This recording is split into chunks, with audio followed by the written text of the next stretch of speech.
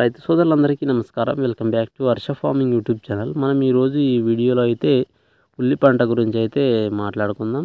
So మనకు చాలామంది రైతులు అయితే ఉల్లి పంటను అనేది సాగు చేస్తుంటారు. సో ఈ సంవత్సరం నేను కూడా ఉల్లిని అయితే సాగు చేయడం జరిగింది. సో ఇప్పటికీ మనకు ఉల్లి నాటు వేసి దాదాపుగా ఒక 16 రోజులు అయితే అవుతుంది.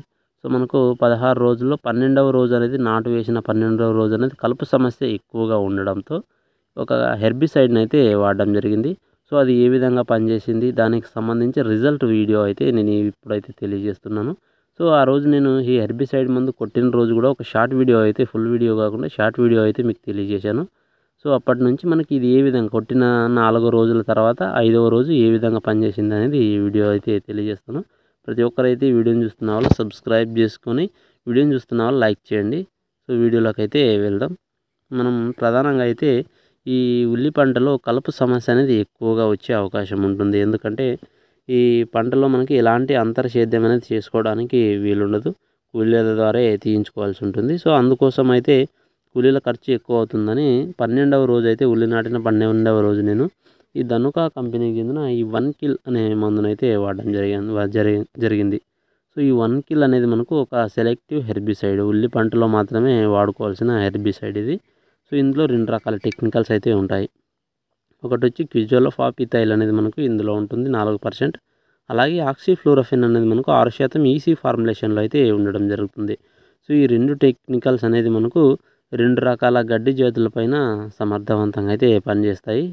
ప్రధానంగా అయితే మనకు ఈ క్విజోలోఫాపిథైల్ అనేది తెలుసుకున్నట్లయితే మనకు ఇది అన్ని రకాల గడ్డి జాతులను అయితే నిర్మూలిస్తుంది. ఆ గడ్డి గడ్డి జాతిని, అలాగే చిన్నగా లైట్గా చిన్న దశలో తుంగ ఉన్నా కూడా తుంగకు కూడా పనిచేసే అవకాశం ఉంటుంది. సో దీన్నైతే ఈ క్విజోలోఫాపిథైల్ అయితే ఈ విధంగా వాడుకోవచ్చు. ఈ క్విజోలోఫాపిథైల్ అనేది మనకు తర్గా సూపర్లో లభించే టెక్నికల్. సో ఈ ఆక్సిఫ్లోరోఫెన్ అనేది మనకు 6% ఈసీ ఫార్ములేషన్లో ఉంటుంది. ఇదైతే మనకు వెడల్పాకు జాతి గడ్డి. సో మనకు ప్రధానంగా చూసుకున్నట్లయితే మీరు చూసుకోవచ్చు, ఇక్కడ ఉంది మీకు వెడల్పాకు జాతి గడ్డి. సో ఇలాంటి వెడల్పాకు జాతి గడ్డికి ఇది పనిచేయడం జరుగుతుంది. సో ఆక్సిఫ్లోరోఫెన్ అనేది మనకు సో ఈ 2 రకాల కలుపు సమస్య ప్రధానంగా అయితే ఈ వెడల్పాకు జాతి గడ్డి జాతి మాత్రమే ఉంది. సో అందుకోసం అయితే ఈ 1 కిల్ని అయితే స్ప్రేయింగ్ అయితే చేయడం జరిగింది. సో స్ప్రే చేసిన 5వ రోజుకు చూసుకున్నట్లయితే గడ్డికి సంబంధించి మాత్రం ఎలాంటి గడ్డి మాత్రం పూర్తిగా నశింపజేసింది. మీరు చూసుకోవచ్చు, ఇక్కడ వీడియోలో చూపిస్తాను మీకు. సో ఇది మొత్తం చనిపోయిన గడ్డినే, ఇది చనిపోయింది మొత్తం. దీన్ని బతికే అవకాశమే లేదు దీనికైతే. సో కొద్ది వరకు తేమ అనేది ఎక్కువగా ఉంటే పూర్తిగా పోయే అవకాశం ఉంటుంది.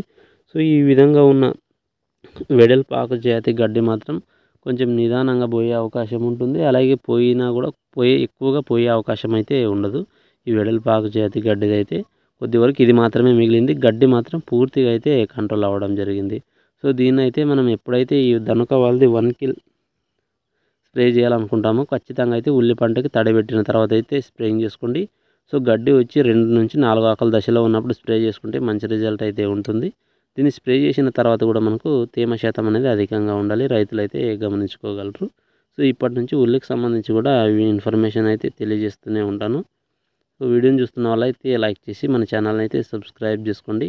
Thank you for watching.